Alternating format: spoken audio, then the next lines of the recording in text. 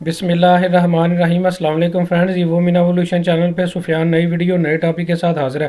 Friends, आज की हमारी वीडियो डेनमार्क के बारे में है। अगर आप पाकिस्तान से डेनमार्क का वीज़ा अप्लाई करते हैं तो आपको कौन कौन से डॉक्यूमेंट्स की ज़रूरत होगी, वीज़ा फ़ीस कितनी है, कितने अरसे के बाद जो है इसका रिज़ल्ट जो है वो रिसीव होगा, अपॉइंटमेंट्स की स्लॉट्स की क्या पोजीशन है, किन लोगों को ये वीज़ा अप्लाई करना चाहिए, किन लोगों को ये वीज़ा अप्लाई नहीं करना चाहिए, पूरी डिटेल ए से लेके जेड तक आज की वीडियो में आपको जो है वो बताई जाएगी।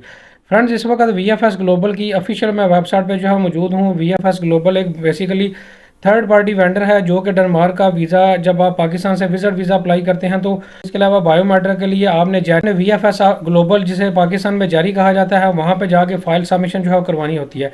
फ्रेंड्स, सबसे पहले बात कर लेते हैं कि इसकी वीज़ा फ़ीस कितनी है। मैं थोड़ा सा नीचे स्क्रॉल डाउन करूँगा, इसकी ऑफिशियल वेबसाइट पे मैं मौजूद हूँ। तो यहाँ पे जो है वो सबसे पहले फ़ीस की अगर बात करें तो आप यहाँ पे देख सकते हैं कि इसकी जो वीज़ा फ़ीस है वो 90 यूरो है। अडल्ट्स के लिए, बालिग जो अफराद हैं जिनकी उम्र 18 साल से ज़्यादा है, और ऐसे तमाम अफराद बच्चों की फ़ीस की ब्रेकअप अगर आपने देखना है तो ये नीचे एज के हिसाब से आप यहाँ पे फ़ीस की डिटेल जो है वो दे सकते हैं। फ्रेंड्स, इसी तरह आगे शेड्यूल जो है ये VFS की अपनी जो सर्विस चार्जेस हैं वो भी आगे जो है वो लिखे हुए हैं। ये सब के लिए जो है वो सेम है, चाहे वो कोई बच्चा है चाहे कोई अडल्ट है, सब के लिए जो है वो सेम है।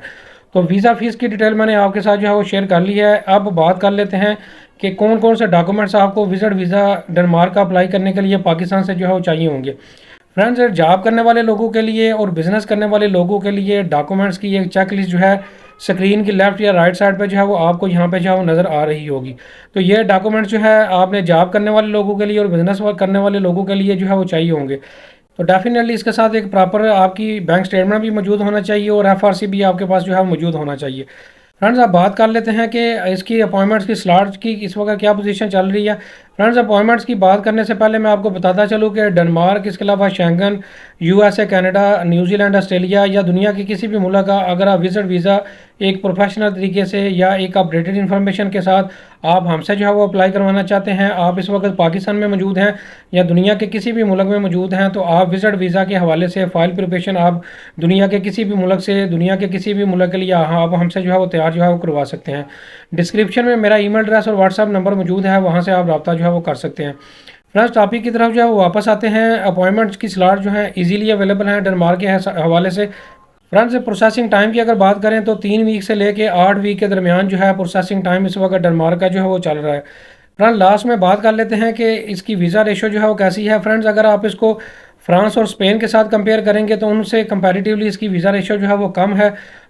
तो ऐसे तमाम अफराद जिनकी पहले से किसी शेंगन कंट्री की या किसी बड़े कंट्री की ट्रैवल हिस्ट्री पहले से मौजूद है तो वो इस वीज़ा को जो है वो अप्लाई कर सकते हैं।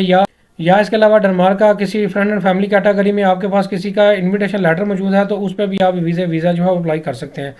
फ्रेंड्स, उम्मीद करता हूँ वीडियो आपको पसंद आई होगी। वीडियो को लाइक करें, शेयर करें। Thank you very much.